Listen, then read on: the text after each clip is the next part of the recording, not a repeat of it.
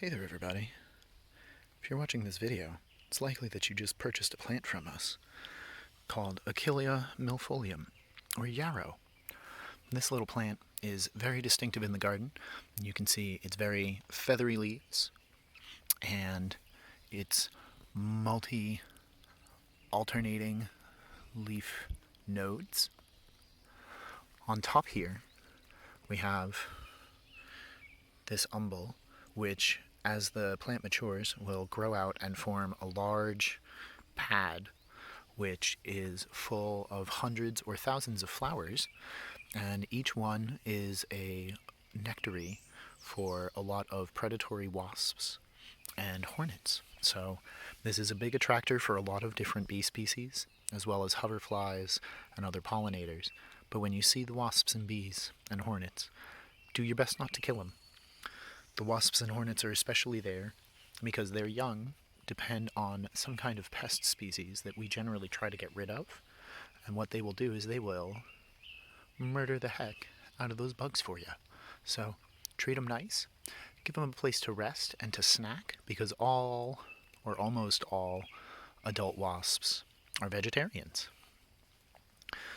In the garden, this is a wonderfully useful plant. Its flowers are very aromatic when crushed.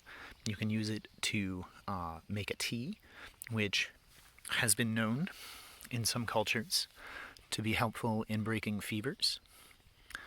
It is also, and this is coming from my own experience, a styptic plant as well. So if you're in the garden and you get a scrape or a cut or some kind of abrasion, what you can do is you can take a couple of the leaves. I like to take one or two from any one plant. Try really hard not to strip an entire stalk if you can help it. But what you can do is you can take leaves or flowers, crush them up a little bit, and then put them on your cut, and it will help it to stop bleeding more quickly until you can get more modern medical care if that's necessary. But in a pinch, it works really great. And it calls in my bees and my hornets. And it helps me protect all the rest of my flowers just by feeding the bugs that I really want to have here. So, this is yarrow. We tend to just carry the native kinds. We don't go in for the colorful cultivars. If you do, that's great.